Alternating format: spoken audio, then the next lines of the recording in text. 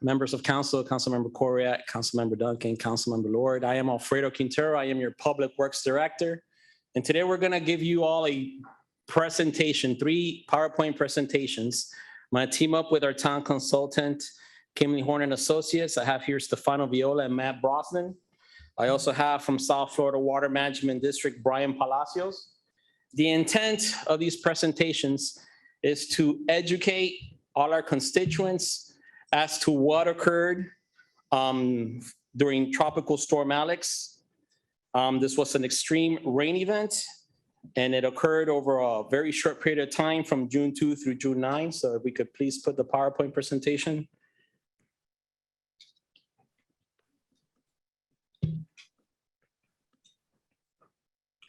Okay.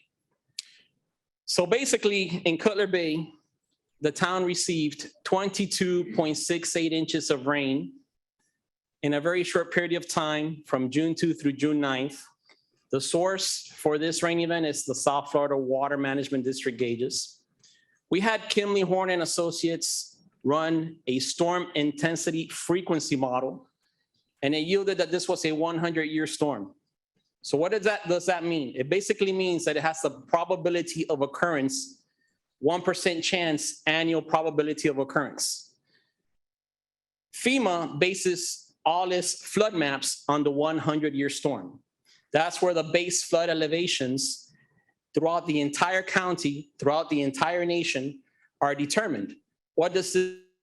This means that all homes, the finished floor elevation to all homes have to be designed at a minimum to the base flood elevation or higher. Obviously, the higher you are, the more protected you are. Here in Cutler Bay, we've adopted higher regulatory standards. Since incorporation, we entered into the National Flood Insurance Program, and we developed a very strong program. One of our higher regulatory standards is to do a base flood elevation +1, which basically means any new home has to be built 1 foot above the base flood elevation. In this slide, it's a comparison from last year's total rainfall. In 2021, we received for the entire year 50.67 inches of water. In this very short period of time, this past event, Tropical Storm Alex, the town received up to 47% of the total rainfall from last year in a 3 to 5 day period. So why did this happen?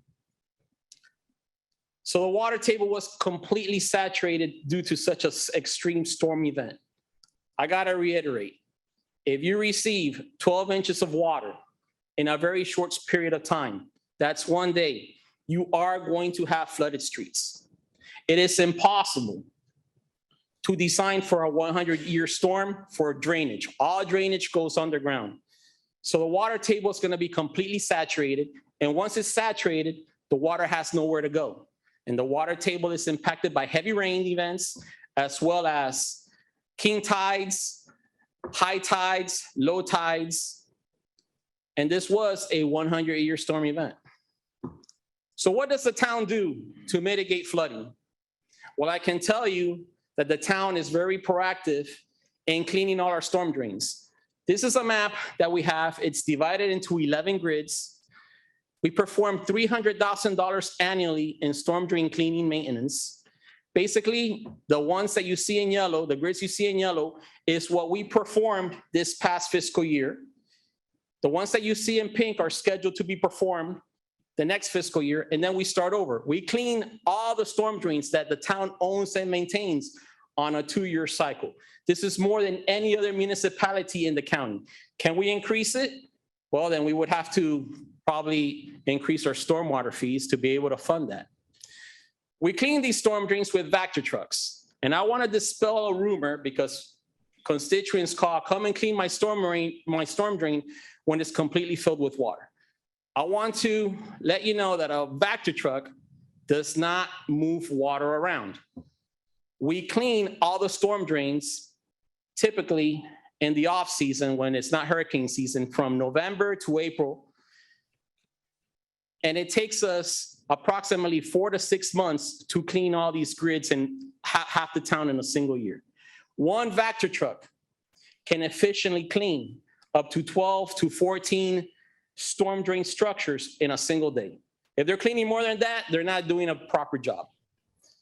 And the way the Vector truck works, they stick a 12-inch hose into the storm drain. It's like a vacuum cleaner. They suck up all the sediment, leaves, sludge that gets into that system that can pollute the aquifer, that can slow percolation.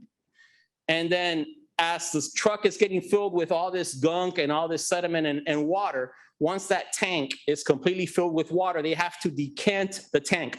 What does that mean? They have to dump all the water that's collected in that tank right back into the storm drain system. What the tank holds and doesn't dump back is all the leaves, grass clippings, gunk, mud that it collects, and it's separated through filters. At the end of the day, a Vector truck will then go to the local landfill and dump all the sediment that it collects. So in this map, it pretty much shows who in the town owns what roads. The blue roads are the roads that are owned by Miami-Dade County. They own and maintain those roads. The yellow, green, and white roads are all the town-owned and maintained roads. The brown roads are FDOT-owned roads. And the red roads are private communities. Those are privately owned and maintained roads. The town has approximately 2,256 town-owned and maintained storm drain structures. So we maintain half of those in a single year and the other half subsequent year. The remaining 3,039 privately owned storm drain structures are a combination between the private communities and all the commercial properties that run along US 1, Southland Mall, Old Cutler Road. And those communities are responsible for maintaining the storm drain cleaning of their community. We do enforcement and we do checks to these storm drains when we get a flooding concern. So we do enforce when we're called out. Additionally, the town does street sweeping on a bi-weekly on all roads that have curb and gutter. This map shows all the roads that are highlighted in orange that have curb and gutter. We could only do street sweeping in roads that have curb and gutter. The purpose of this is to collect all the leaves, grass clippings, fertilizers that collect on the side of the road. It could also be litter. And the street sweeper usually does this at night. In a single cycle, we clean 46 miles of town roadways per cycle. That's about 26 cycles per year. So in this slide, I have all the storm drain projects that the town has completed since incorporation, either through joint participation agreements with Miami-Dade County or grant funding. The last 3 projects are not completed, but they're major projects that were in the works of Miami-Dade County, such as Franjo Road, which is gonna be from Old Cutler to 184, and that's gonna have brand new storm drainage installed as part of that design. And we just got $520,000 for design for Marlin Road. Marlin Road would be from US 1 all the way to Old Cutler Road, and that's also gonna be a complete street project, which is gonna have new storm drainage for the entire corridor. This other slide shows the remaining projects which are identified in either our local mitigation strategy report that we produce annually or our stormwater master plan. And the majority of these projects are already funded and are currently in design. As you can see in the last column, you see the word ARPA. That's the American Rescue Plan Act. All these projects are being designed right now with ARPA funds. There are a few that are being designed and they're being funded with Florida Department of Environmental Protection grants or LAP grants. There are only 3 projects on this list that are future unfunded projects. And these projects are going to move to the next stormwater master plan. Right now, we're updating our stormwater master plan because we've run out of projects. This is the entire list that we have. So with the ARPA funds, these are the areas that are currently under design. As you can see in this slide, you have Saga Bay. Some of the projects in Saga Bay have already been completed. There's one project that's currently in progress under construction. There's another project that has been designed and it's ready to be procured. We're going to release an ITB for competitive bidding. All the ones in red are pending to be designed. And you have other projects throughout the town which are being funded with ARPA funds. And these are all going to have upgraded storm drainage. We also have another project, which is Southwest 200th Street between Franjo and Southwest 87th Avenue, with all the perpendicular connecting roads where there was heavy rain and that complete neighborhood was flooded. Believe it or not, that neighborhood has the most drainage in the entire Cutler Bay, but we're going to go back in there, study it, and enhance that drainage as well. So during the event, obviously, Saga Bay was the most impacted area, and we had to come up with an ad hoc plan to mitigate the Saga Bay Lake, which is a stormwater reservoir, which completely overflowed. Now, the intent of this ad hoc plan was to pump water out, not to lower the water table, not to lower the level of the water, but to prevent the water from continuing to rise, because the event was not over. We were expecting more rain. And some of these homes had water up to their doorsteps. Again, a 100-year storm, water could go up to your finished floor elevation. Very important for everybody to understand that. This is Mother Nature working against you. And it doesn't matter how much drainage I install in any neighborhood. If you get a 100-year storm, there's gonna be flooding. You can't design for a 100-year storm. Finally, what else does the town do to mitigate? Well, we do a lot. I can tell you that we adopted our stormwater master plan. It's currently being updated because we've run out of projects. We adopted a flood mitigation plan in 2015, which we currently readopted it to improve it. We adopted a program for public information. We adopted a watershed master plan and a repetitive loss area analysis.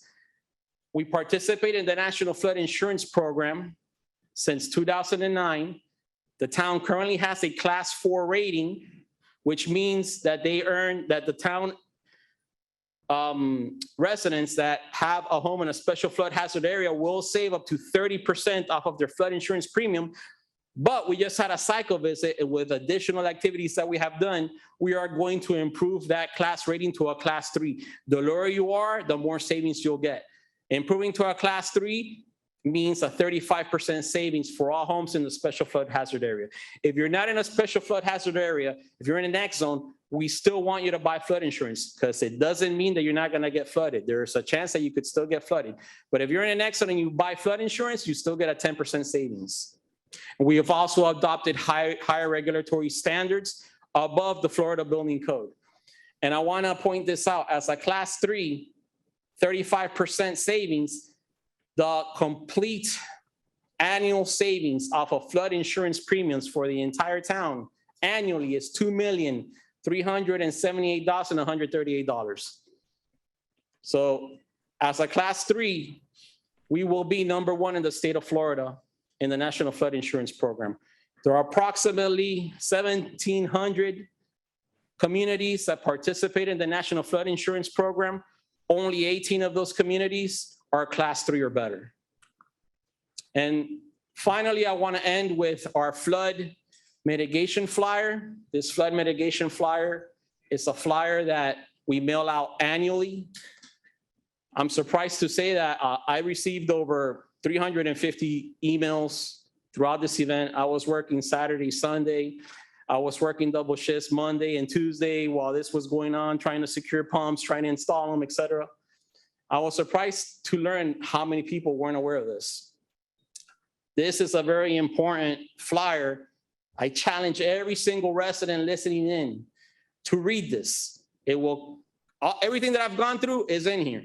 It will help inform you on how to protect you, your family, your property. Here you have the map of Cutler Bay, which shows all the areas that are in a special flood hazard area. The closer you are to the shore, the higher chance you have of flooding. And this is the second part of that flood mitigation flyer, which shows all the steps.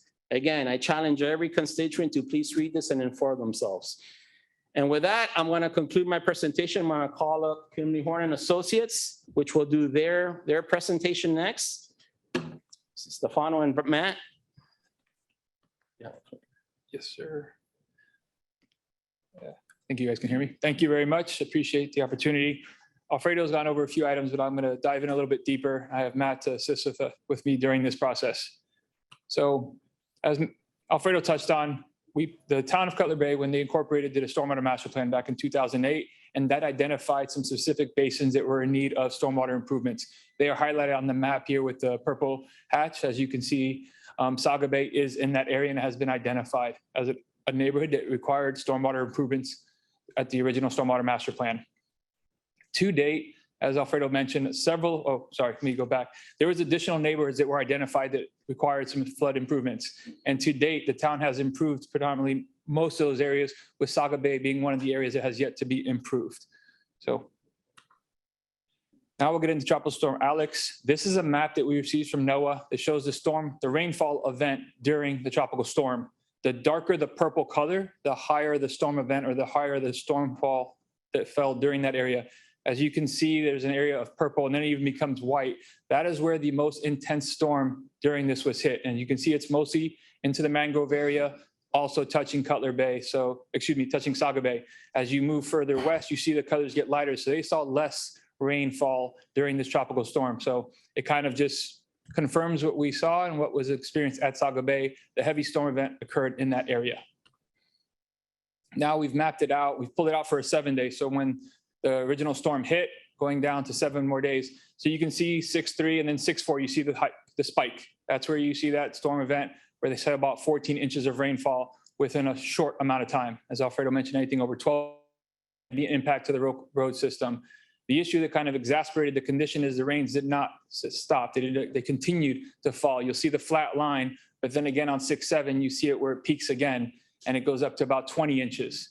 And it continues as the rains continue to fall for the next 7 days, peaking somewhere around the 24 inches, which is what Alfredo mentioned. So that is not allowing the system to recover. So if this storm event had peaked at 12 inches and then it had subsided for a few days, you would have seen the storm go down and then it would have been able to take on some additional rainfalls, but it never had the chance to accept that system and get a chance to kind of recover. And that's what's being experienced in Saga Bay.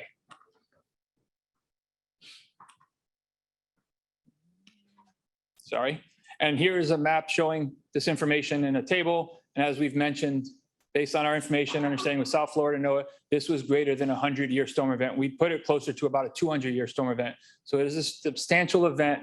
And as you can see, I mean, it was pushing between the 100-year, the 25-year to 200-year, but we feel it was above a 100-year storm.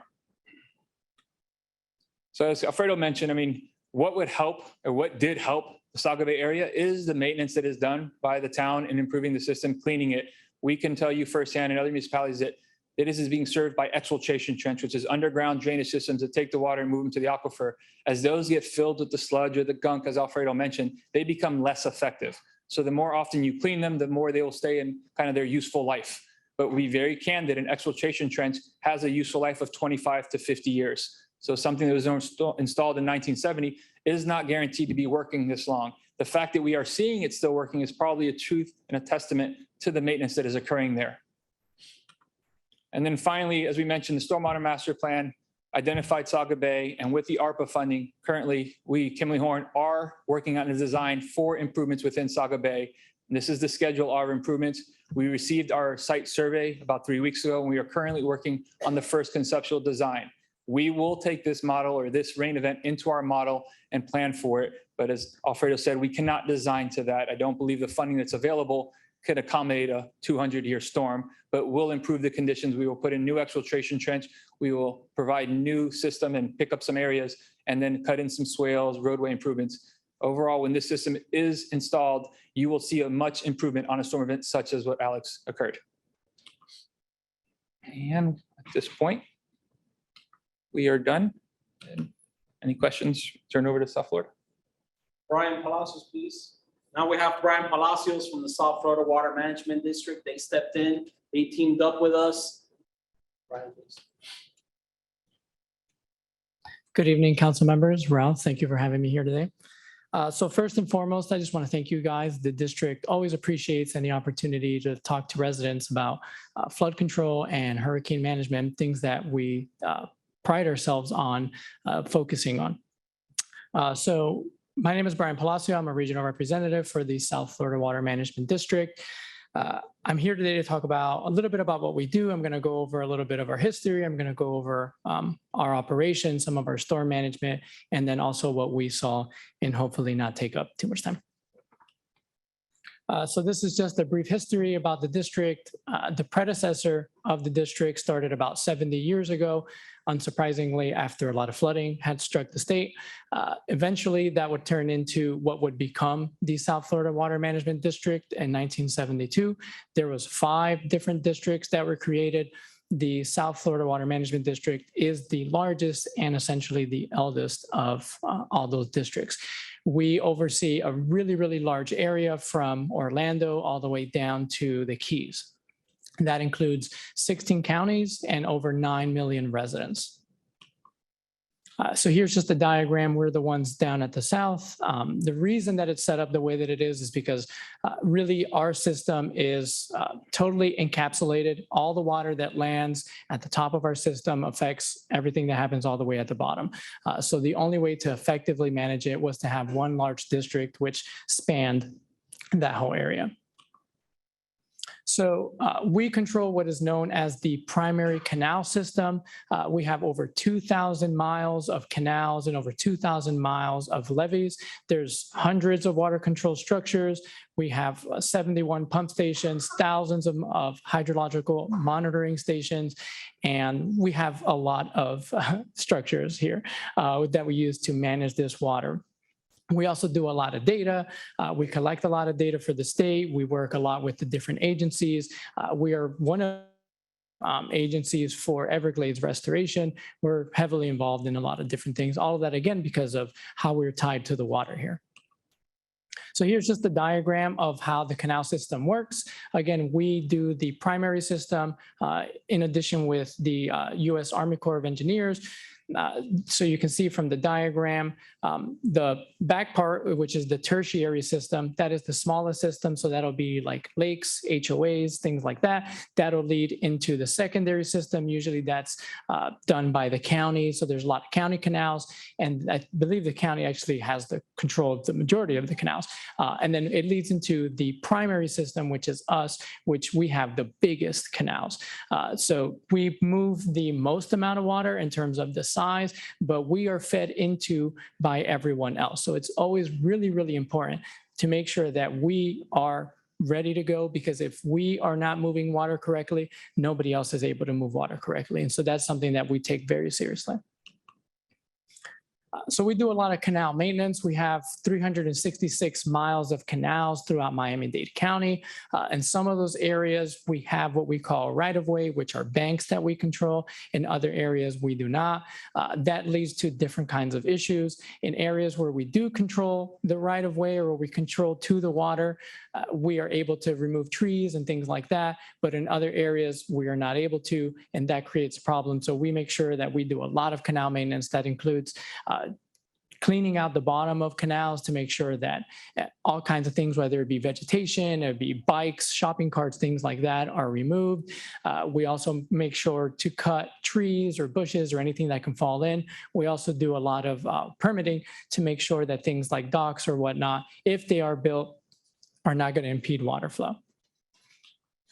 So here's just an example. The picture on the left-hand side is the C100A canal during Hurricane Irma. You can see it's really flooded. On the right-hand side, you're going to have typically what we do when we do these canal maintenance issues, really large trees that fall into the bank. They'll take chunks of the bank into the canal with it. And as you can imagine, that leads to a lot of water stoppage. Here's an example of our structures. The photo on the left is actually the S21 structure, which is just south of here at Black Point. If you see that it looks kind of like a tower on top, the way that that system works, it's what we call a gated structure. So it's got 3 gates that we lift up to allow water to flow underneath. Obviously, the higher that we lift it, the more water that can flow. The photo on the right is an actual structure that has pumps. So some of our structures, not all of them, if anything, most of them do not have pumps, but the pumps do allow us to add extra capacity to pump out into the bay, depending on where we are. So storm preparation, again, is something that we take very, very seriously at the district. We are heavily involved with the county, whether it be emergency operations. We do our own hurricane preparedness every single year called Hurricane Freddy. We actually did it just, I think, about a month ago. So we are very heavily involved in storm preparedness. I think everybody has a copy of this, so I'm going to just go through it.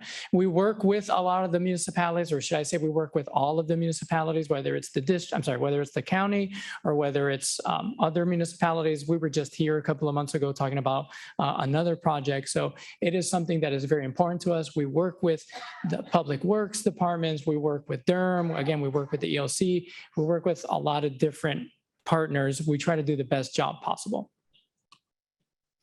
Before a storm comes, and this goes for essentially any kind of storm, we always draw down our primary canal system. We even start sending out emails to all of our people listed, letting them know essentially every day, if not multiple times a day, what the canal levels are. And this goes again for the entirety of Miami-Dade County. We make sure about 48 hours before a storm is approaching to make sure that there is capacity within our system to receive all of that all that stormwater is going to be coming in from everybody else's canal. So that is, again, something that we always do 48 hours ahead. So here's just a map. I wanted to show everyone. Here's a map of Cutler Bay. So on the north side, I want to say it's 184th Street. And on the southern side, I think it goes to like 248 or something like that. But if you see, there's blue lines. The blue lines are the district canals. So there is one that's going to go from the center middle, kind of goes all the way around Cutler Bay, back down to the bottom. That is the C1 major canal. But again, as you can see, it goes around Cutler Bay. It doesn't really serve your area. Then there's another one that goes down the middle. That one is L31E. That is one that we have that goes along 87th Avenue. That is a county road. That is one of our canals, but typically the county will do maintenance. That is just connected at the bottom to the C1 where we have our other structure, the S21 structure, which is the one at Black Point. We open that up and we run everything and it just sucks the system dry. But I just wanted to show, that there's not a whole lot of interconnectivity between the district and your area. So just to kind of reiterate what everybody else was talking about earlier, Cutler Bay did receive a lot of rain. It was about 300% of what would normally have happened just in that first 2 weeks of June. The majority of that rainfall, as we stated earlier, happening between June 3rd and June 4th. Which we saw, I believe, about 18 to 20 inches of rain within just those first 48 hours. This is a 30-year historical average. I wanted to just put this in here again for just more context, as everybody has talking about. So this chart, it's maybe hard to see on here, but hopefully you can see it. On the left-hand side is going to be the different months of the year, and on the top side, it's going to be the different counties.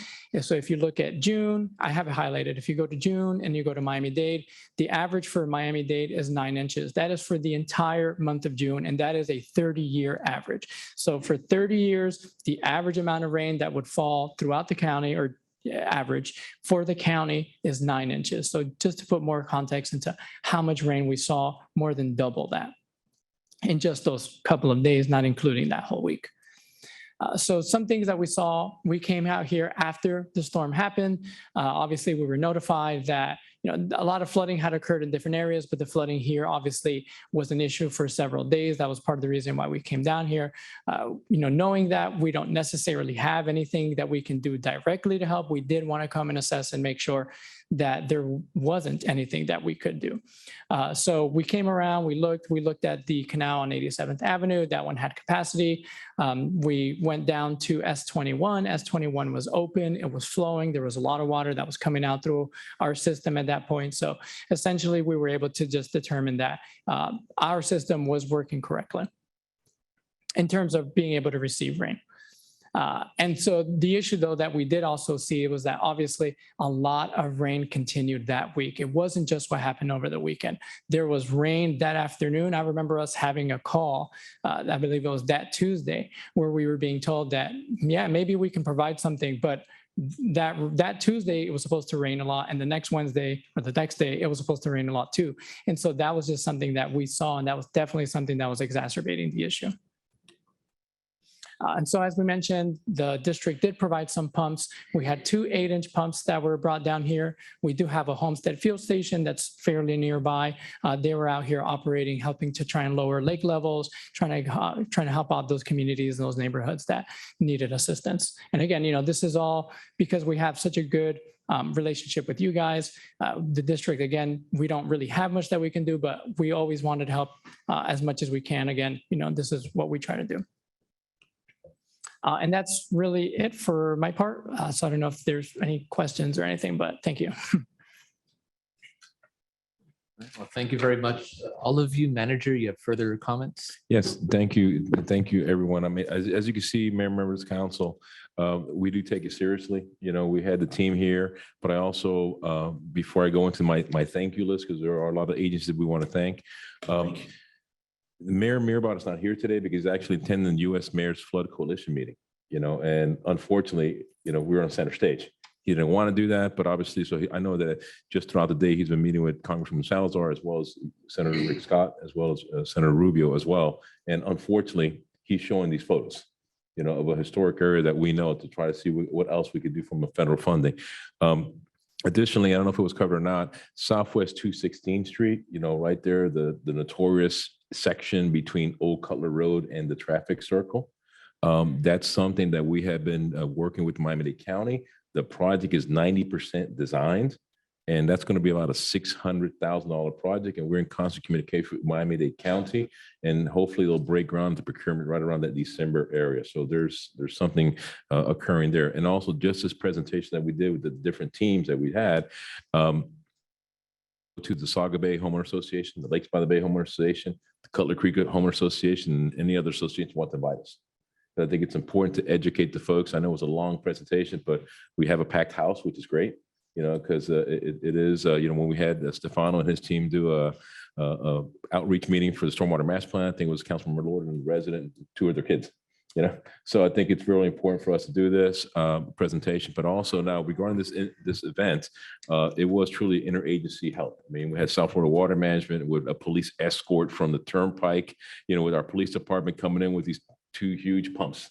But also, I'd like to also thank Mayor Levine Cava. She literally came and changed her shoes, high heel shoes, to her boots. And next thing we know, we're there, the press conference, and as well as Commissioner Cohen-Higgins, obviously our Miami-Dade County Police Department, the airboat, thank God we didn't have to use it, but it was there.